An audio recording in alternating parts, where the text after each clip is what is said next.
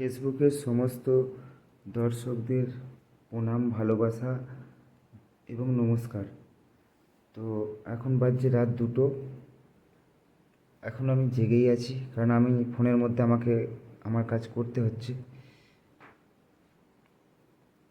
তো আমি এখন বাইরে যাব ভাবছি, বাথরুমে দেখি খোলা আছে নাকি।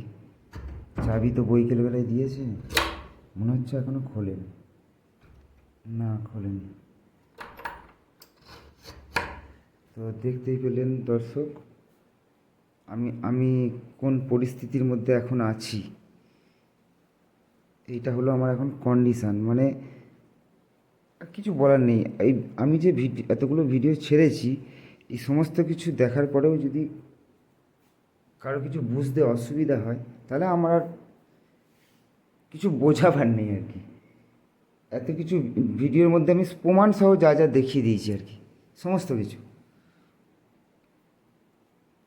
মানে এটা পরিষ্কার যে আমাকেই দোষী বানিয়ে আমাকে এরা প্ল্যানিং করছে, আটকে রেখেছে, এসব করছে।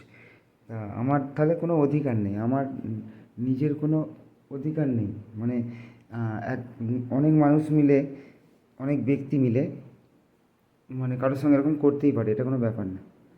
আর যদি এটা যদি কোনো ব্যাপার হতো, যদি কোনো যেটাকে বলা হয় কোনো ন্যায় পাওয়া যেত, তাহলে নিশ্চয়ই আমি যে ভিডিও ছাড়ছি তো নিশ্চয়ই প্রশাসনের কাছেও পৌঁছতো, তারাও নিশ্চয়ই কিছু ব্যবস্থা নিতে পারত। তো সবাই আমাকে দোষী প্রমাণ করতে চাইছে, প্রশাসনও, বা আমি যে বিজেপির সাপোর্টার, আমি যে এতদিন ধরে যে বিজেপিটা করি, বিজেপি পার্টির তরফ থেকেও তো আমি চাইছি যদি কোনো হেল্প পাই, যাতে আমাকে রেস্কিউ করা হয়। এটাই বলতে বাধ্য হচ্ছি, কারণ আমি পুরো জানতে পেরেছি, মানে সম্পূর্ণভাবে বুঝতে পারছি আমাকে পুরো মারার প্ল্যানিং করা হয়ে গেছে, মেরে দেওয়া হবে। এবার ব্যাপার হচ্ছে, মরে তো যাবো, অসুবিধা নেই, কিন্তু আমিও তো চেষ্টা করছি, তার জন্যই ভিডিও করছি, যে যদি কোনো হেল্প পাই তার জন্য। তো আমি বৈকাল থেকেই আটকে আছি,